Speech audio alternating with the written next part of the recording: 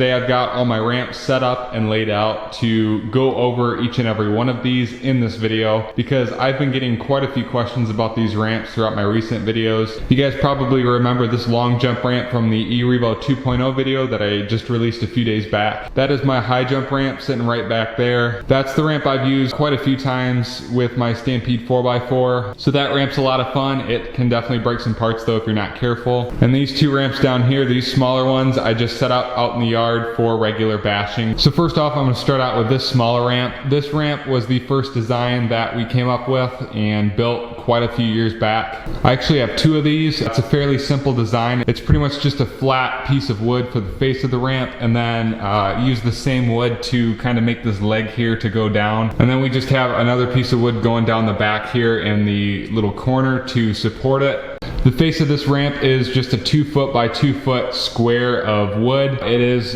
about a ½ an inch thick. Same thing with this leg right down here. Going from the bottom to the top here, it sits around 9 inches high. So I've got the face of the ramp just screwed in with 4 screws up top here, and those all go into this little piece of wood going down. And then for the leg of this ramp to support, I've got 6 screws. You can see going down, it's just over the top of the face. And then I just have all these going directly into the side of this piece of wood. I think I'm able to get at least 20-foot jumps out of this ramp if I hit it at full speed with one of my vehicles. It's a pretty decent ramp. It's fairly quick to build. Now this is the smallest ramp I had. I honestly just took 2 scrap pieces of wood and nailed them together. I just have 2 nails going in right there and there. And this is just another slab of the ½ an inch thick wood that I used for that ramp.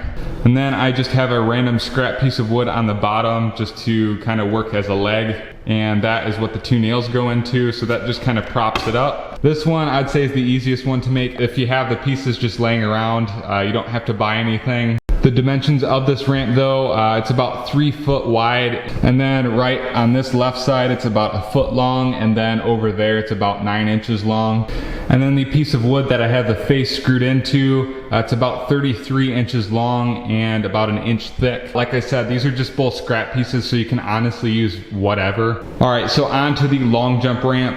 This ramp design is a little more technical. The way I have this ramp set up is I have a very thin face to it. I can't remember the name of the material that I used. This is just the thinnest sheet of wood that I could find because I needed it to bend. So I've got the thin sheet of wood for the face of the ramp, and it's got 2 sides to it. This is the ½ inch thick wood that I used for these smaller ramps over here. At this ramp's highest point towards the peak, it sits at about 14 inches tall. And then you can see the ramp is 39 inches long. So it's 14 inches tall, 39 inches long, and it's also 37 inches wide. So underneath here you can see the support system that I have going on. So I've got the 2 sides of the ramp, and then I've got the face. This is the back side of it, of course. Underneath I've got one wall, and then I've got the other. Between those, under the face of the ramp, I've got these supports. You can see I have 4 of them total. I have these supports spaced out so they are set every foot of the ramp. If I were to do this ramp again, I would honestly have it so it's like every 4 or so inches, because it'll actually start to bust through the face of the ramp if you have it thin enough. And just to keep the jump from collapsing, I've got another support going from one side to another, just across there. You can use whatever size you want. And last but not least, we've got my high jump ramp. It's a pretty similar construction to the long jump ramp. I use the same exact materials. So this ramp is 39 inches long, which I think is the same as my long jump ramp. But this one is 2 feet high. So at that peak right there, it is 2 feet from the ground. This ramp is also 37 inches wide, which is just enough room for 8 scale vehicles and below. I've taken my E-Revo off of this jump quite a bit, and it's fairly easy to line up. It gives you enough room on both sides. Then I've got the same thing underneath here with the supports. I've got one going across from one side of the ramp to the other, and then I've got them spread out at about 1 foot apart. You can see I was having an issue with the face of the jump cracking all the way across because that's the initial impact.